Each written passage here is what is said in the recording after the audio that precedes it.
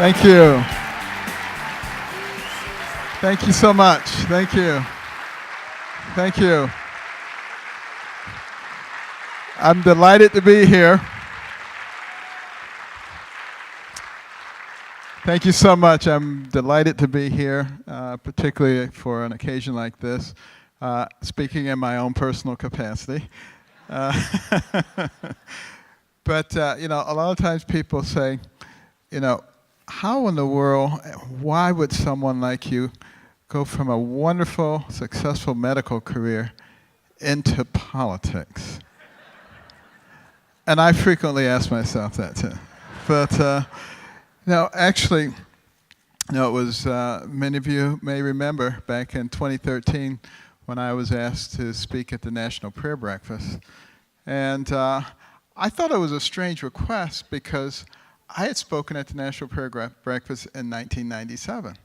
And I wasn't aware that anyone ever did it twice. But some research revealed that, in fact, there was one person who had done it twice, and that was Billy Graham. I said, well, that's pretty good company. And so I said, I'll do it. But I said, Lord, what do you want me to say? Because I had no idea what I was supposed to talk about. And they kept calling me and said, what are you going to talk about? Because the president needs to know. And I said, I don't know. And I really didn't know until that morning. And then it just hit me so hard. And, afterwards, obviously it touched a lot of people. People saying, you should run for president. And everybody was saying, you should run for president. I said, give me a break. I run for president. That's ridiculous. And I said, if I just stop listening, it'll go away. But it didn't go away. Every place I went, I was doing a lot of speaking. There would be people with placards, run, Ben, run. And there were more than 500,000 petitions in my office. I could barely get in the door. And so I finally said, Lord, are you trying to tell me something? I said, look, I don't have all the things that people who run for president have. A Rolodex with all the important contacts and an organization. I said, this is craziness. I said, if you really want me to run, you have to provide all those things. The next thing you know, I had an organization. We were raising more money than the RNC. I mean, it was just unbelievable. And, the Lord obviously has a pathway. And what we have to do is be willing to go down the pathway, even though it may not be the pathway that we had planned for ourselves. And it certainly wasn't the pathway that I thought of when I was a 9-year-old kid sitting on the ghetto stairs in Boston after my parents had gotten divorced and we'd moved from Detroit to live with relatives, having been homeless for a period of time. And I remember looking through the building across the street, out of which the windows had been broken, and there was a sunbeam shining through, and it made you think about your future. And I remember thinking that I would probably not live to be 20, 25 at the most, because that's what I saw around me. Both of my older cousins, who I adored, had been killed. I saw people lying on the street with bullet holes. And it's just that's what I envisioned. There was no American dream in that vision.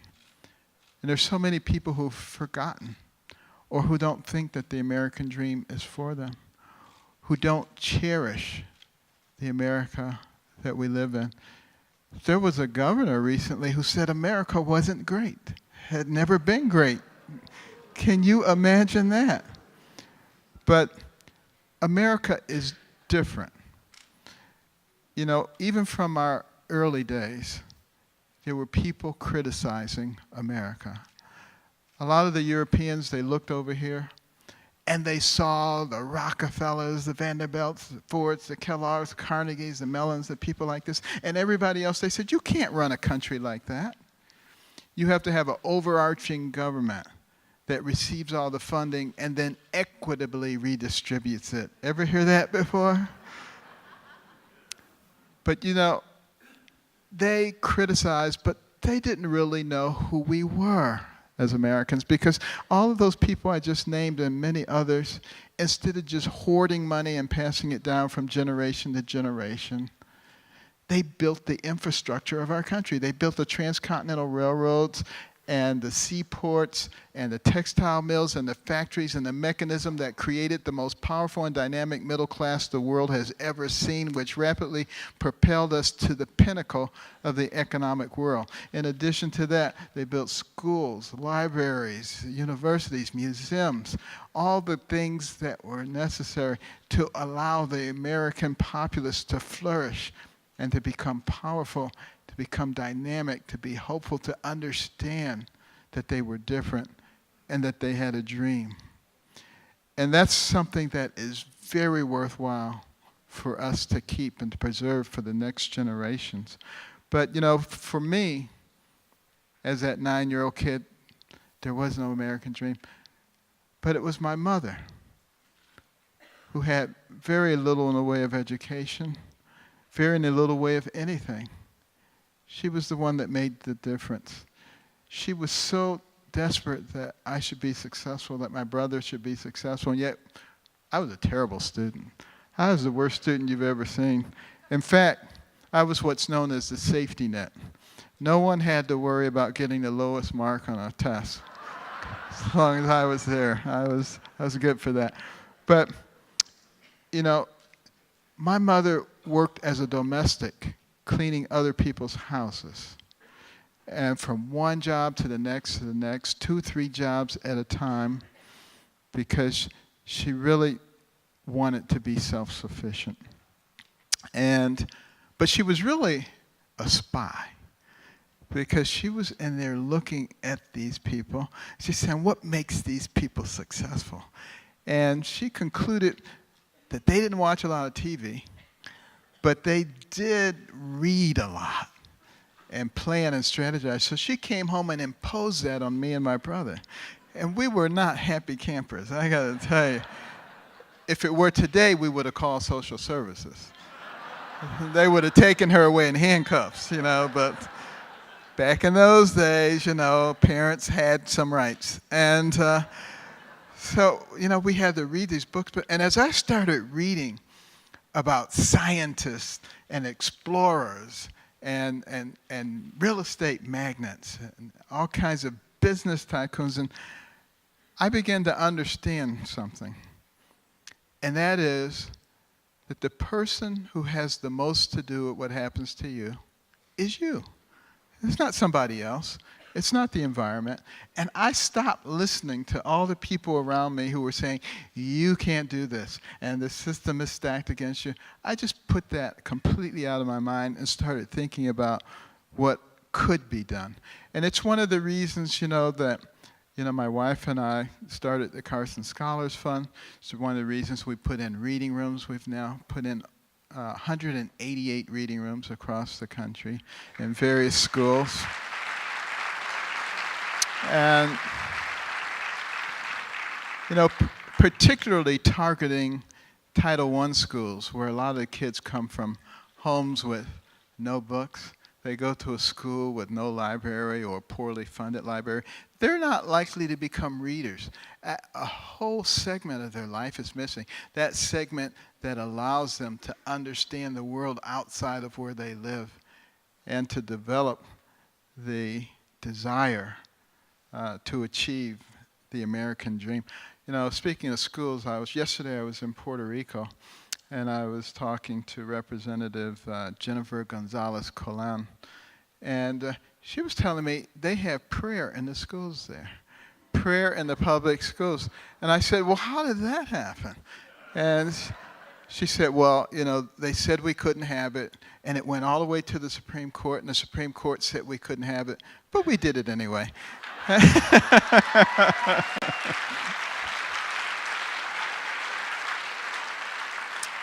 And she said it has had such an ameliorating effect on those young kids. It's so important.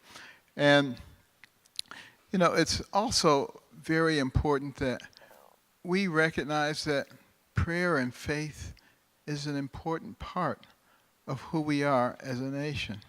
and stop listening to those people who are trying to drive that away, trying to drive all the values and the principles that we grasped that made us great. You know, even things that we used to all take for granted, like a person is innocent until proven guilty. You know, what happened with that?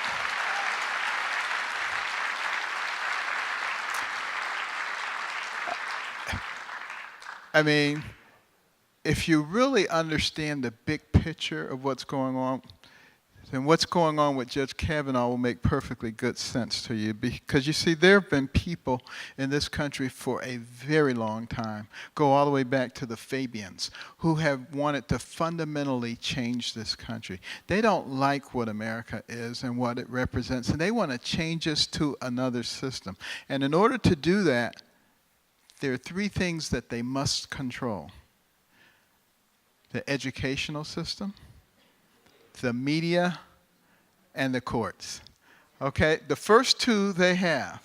The courts they thought they had, and it was snatched out from under their noses in November of 2016.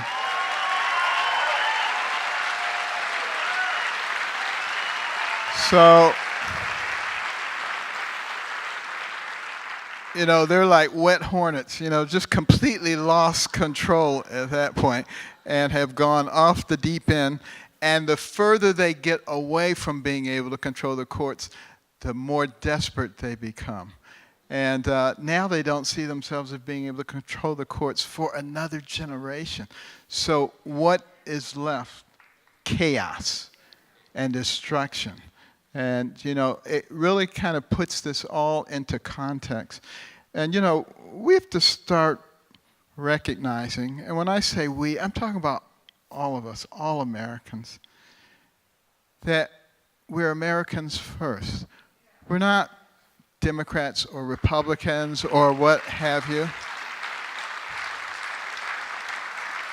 And, you know, I think Jesus said it best. He said, "A house divided against itself cannot stand." Abraham Lincoln later echoed that during the days of the Civil War when we almost destroyed ourselves. And we're a very powerful nation. And it'd be very difficult for anybody to bring us down from the outside. But we can be brought down from the inside. And that is particularly the case as we throw away the values and the principles that made us into a great nation. As we start listening to the politically correct people. Political correctness is one of the most destructive enemies that this country has ever seen. You know?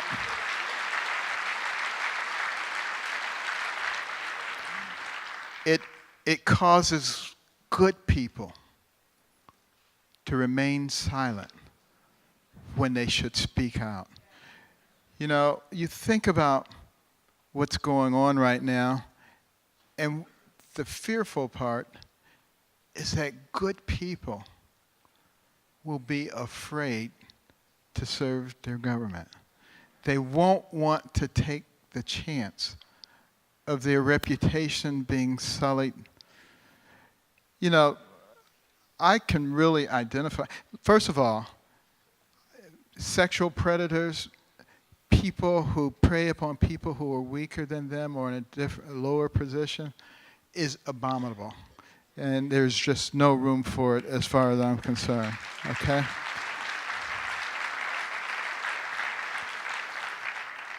Having said that, we must also recognize that there are two sides to every story. And I can particularly identify with this because I remember some years ago I was operating, and the phone rings in the operating room, and the nurse holds the phone up to my ear, and I'm told that the university lawyers are attaching my wages for child support. And I said, "What?" I said, "I have 3 children, and I support them very well." And they said, "No, there is a woman in Florida. She says you are the father of her son. And She knows where you went to high school, college, medical school, internship, residency, even has a picture of you in scrubs. I said, anybody can get that. Are you kidding me? On the basis of this, a paternity suit is being filed. And I had to get my lawyer involved, and it escalated. And they said, send us a blood specimen so we can do DNA testing. And I said, are you kidding me? You people, as incompetent as you are, want me to send you a sample of my blood? It'll be at a murder scene, and I'll be in jail for the rest of my life. No way am I doing that. And it escalated a little more, and then it just fizzled out and died. You see, because they assume that somebody like myself who's out and about all over the place has probably been messing around and probably doesn't even remember all the people they've been messing around with, and they would much rather just keep this quiet and pay for whatever needs to be paid. But see, I had a secret weapon, the truth. And see, I knew that the only woman I had ever slept with in my entire life was my wife. So I didn't have to scratch my head and ask.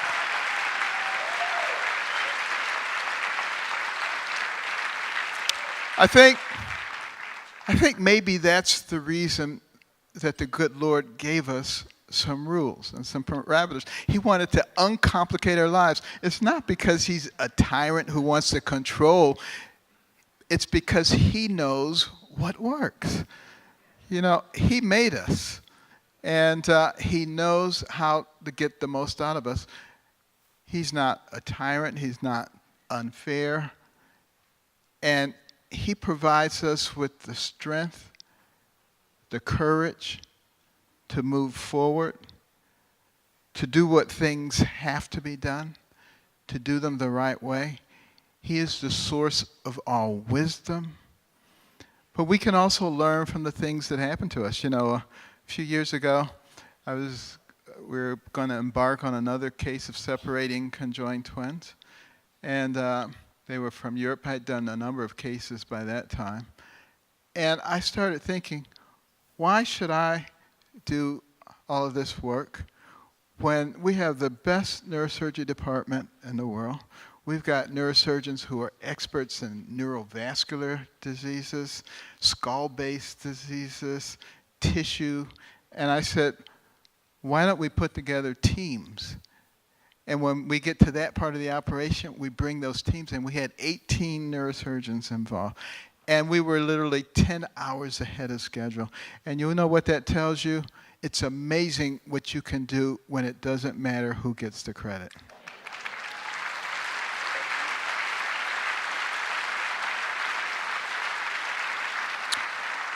And that's what we need to learn as a country. And we need to recognize the importance of those values. Not let anybody frighten us away from the principles and the values, the godly principles and values that establish this country. And we need to make it perfectly clear that it's okay to live your life based on godly principles of loving your neighbor, of caring about your fellow man, of developing your God-given talents to the utmost so that you become valuable to the people around you, of having values and principles that govern your life. And if we're willing to do that and not to be ashamed, and if we're willing to stand up with courage, and if we are willing to go out and make sure that everybody in our sphere of influence understands that. And that is particularly important right now with the midterm elections coming up. You need to talk to everybody in your sphere of influence and make sure that they understand that this is not about Democrats and Republicans. This is about people who love the America that we grew up in and that people fought and died for, and people who want to change us into something else. And we need to recognize also when those people say, we're not a godly country, just tell them.